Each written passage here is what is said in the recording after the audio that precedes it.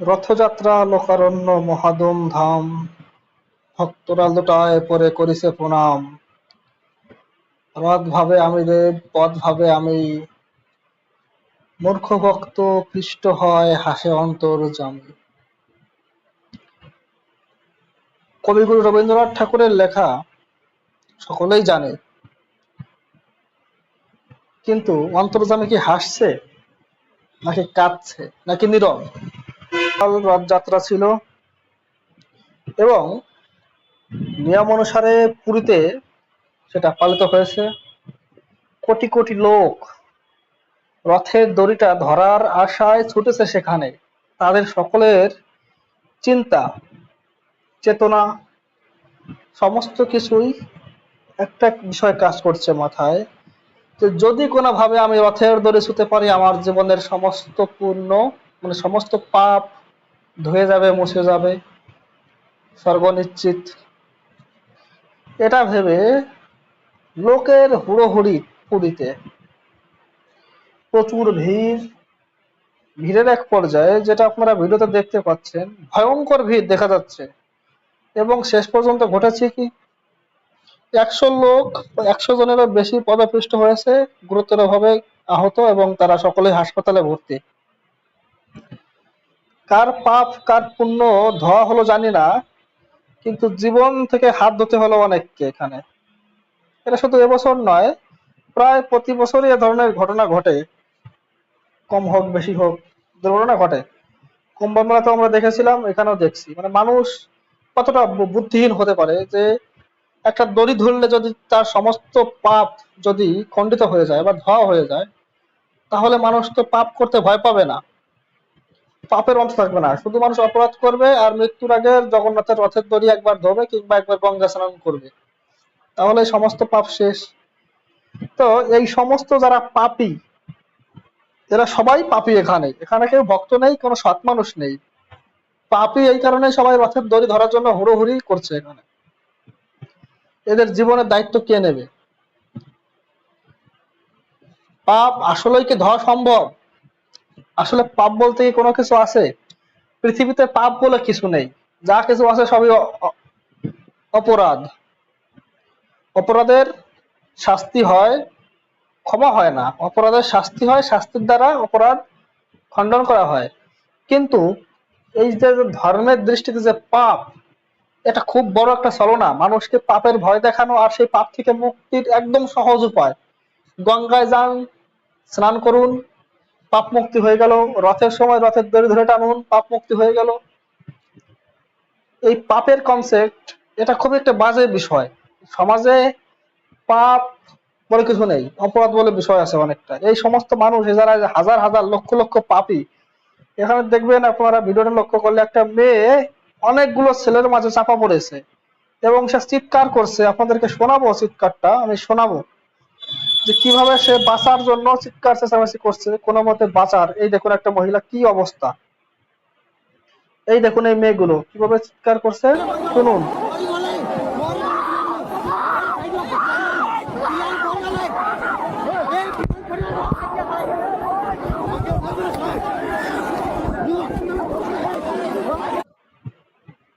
দেখতে পাচ্ছেন ওই মেয়ে দুটো কিন্তু এখন আর নেই, মানে ওরা নিচে চাপা পড়েছে পায়ের নিচে। ও তখন মানে প্রচন্ড ধাক্কা ধাক্কি ভিড়ে ধস্তাধস্তিতে ওরা একটা জীবন সংগ্রামে ছিল। তখন পাপ ধোয়ার থেকে জীবন বাঁচানোটা এদের কাছে মুখ্য হয়ে উঠেছিল। কিন্তু চারিদিকে সমস্ত যখন লোক পাপী হয়, তখন সবাই নিজের পাপ ধোয়ার বিষয়ে চিন্তা করে, পাপ খণ্ডনের বিষয়ে চিন্তা করে। তাই অপরের জীবনের থেকে নিজের পাপ ধৌত করাটা বেশি বড় মনে হয়, যে কারণে ওইখানে ওই মেয়ে দুটো দেখলেন চাপা পড়লো ওরা। আর এই ভিড়ের মধ্যে যে একবার চাপা পড়বে, তার দ্বিতীয়বার উঠে দাঁড়ানো অসম্ভব, তাকে মরতে হবে, শিওর মরতে হবে। এমন পরিস্থিতি সৃষ্টির জন্য কে দায়ী? সরকার, মূর্খ জনগণ, নাকি চালাক ধুরন্ধর ধর্মগুরুরা? এই ধর্মের দোহাই দিয়ে শত শত নয়, হাজার হাজার অপরাধ চলে, লক্ষ লক্ষ অপরাধ চলে, প্রতিদিন চলে। ধর্মের দোহাই দিলে সমস্ত অপরাধ মাফ হয়ে যায়। আপনি ধর্ষণ করুন, চুরি করুন, খুন করুন, গঙ্গা স্নান করলে আপনার সমস্ত পাপ থেকে মুক্তি। আপনি হরিদ্বার যাবেন, বেনারসে যাবেন, কাশিতে চান করবেন, একবার তীর্থ করবেন, সমস্ত পাপের মুক্তি হয়ে যাবে। সমস্ত আকাম কুকাম করবেন, রথের দড়িতে একটা টান দেবেন ধরে, সমস্ত পাপের খণ্ডন হয়ে যাবে। এই যে যে চিন্তা চেতনা, এটা আমাদের দূর করতে হবে ভাই। পাপ বলে কিছু হয় না, অপরাধ হয়, আর অপরাধের ক্ষমা হয় না। অপরাধ সবসময় সাজা ভোগ করেই কাটাতে হয়, অপরাধের জন্য সাজা সুনিশ্চিত করতে হয়। এই কনসেপ্ট যেটা আছে, এটা পরিবর্তন করতে হবে, আমাদের সবাইকে সচেতন হতে হবে। তা না হলে প্রতি বছর মানুষ এইভাবে পাপ খণ্ডনের নামে পদপৃষ্ট হয়ে মারা যাবে। কোটি কোটি লক্ষ লক্ষ লোক এক জায়গায় জড়ো হবে, সবাই অপরের জীবনের থেকে নিজের পাপটাকে বড় করে দেখবে, এবং সেটা করার জন্য এই যে যেটা দেখতে পাচ্ছেন এখানে কিন্তু, মানে সামনের জনকে যদি মারাও যায়, তাহলে তার জীবনের থেকে আমার পাপ ধৌত করাটা বেশি জরুরি মনে হয়ে পড়েছে। যে কারণে আজকে যে ঘটনাটা ঘটেছে গতকাল রথযাত্রায়, 100-র উপরে মানুষ আহত হয়ে হাসপাতালে, কতজন মারা গেছে এখন খবর আসেনি, যদিও এটা মিডিয়া দেবে না, কারণ তাদের ধর্মের বদনাম হতে পারে, এইভাবে মৃত্যুর সংখ্যাটা চাপিয়ে যাবে। এবং যতটা না দেখানো করা যায়, খুব মেইন মিডিয়াতে আমরা দেখছি না এগুলো, যেগুলো ব্যক্তিগত প্রোফাইল থেকেই দেখা যাচ্ছে। তো আমাদের মিডিয়া গুলো সরকারের সাথে মিলে, ধর্মগুরুদের সাথে মিলে মানুষকে গরু বানাচ্ছে এবং তাদেরকে ধর্মের দিকে অতি উৎসাহী করছে। ধর্মের নামে যে সমস্ত আড়ম্বর চলছে এদিকে, ভাই ধর্ম আলাদা বিষয়, আমি ধর্মের বিরুদ্ধে বলছি না, আমি বলছি আড়ম্বরের বিরুদ্ধে। যে রথযাত্রা আপনারা ছোট ছোট পরিসরে করুন, যদি জগন্নাথ দেব যদি সর্বব্যাপী হয়, তাহলে পুরী রথও থাকবে, আর আপনার ঘরের পাশে যে রথ সেখানেও থাকবে। যদি পাপ ধৌত হয় রথের দড়ি টানলে, তাহলে ওই পুরীর রথের দড়ি টানলেও আপনার হবে, আপনার পাশের বাড়িটা টানলেও হবে। তাহলে আপনারা পুরীতে এইভাবে জীবনের ঝুঁকি নিয়ে যাবেন না। আপনি যখন যাবেন আপনার বাচ্চাটা অনাথ হবে। আপনি পুরীতে গিয়ে এই ভিড়ে মারা পড়লে আপনার বাচ্চাটা অনাথ হবে, জগন্নাথের কিছু আসবে যাবে না, সরকারের কিছু যাবে আসবে না, আর ওই যারা এখানে পাপ মোচন করার জন্য গেছে তাদেরও কিছু আসবে যাবে না, আপনার ক্ষতি আপনার পরিবার ভোগ করবে। এই কারণে সচেতন হন, পাপ ধোয়ার থেকে জীবনের চিন্তা করুন। পাপ নয়, অপরাধে ভয় করুন। পাপ খণ্ডন করা যায় না, কখনোই নয়। আপনি শাস্ত্রীয় বিচারে পাপ খণ্ডন করতে পারবেন না, এটা একদম পুরো লজিকহীন একটা কথা যে পাপ জলে স্নান করলে পাপ ধুয়ে যায়।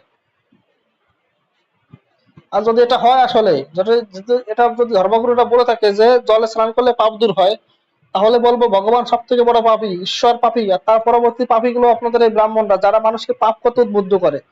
কারণ যখন আপনি জানবেন যে পাপ কাটানোর বিষয় আছে, মানে শাস্তির বিষয় নেই, আপনি একটা জলে নামলেই সমস্ত পাপ দূর, তখন তো আপনি উৎসাহী হবেন দর্শন করতে, আপনি চুরি করতে, আপনি খুন করতে, আপনি রাহাজানি করতে।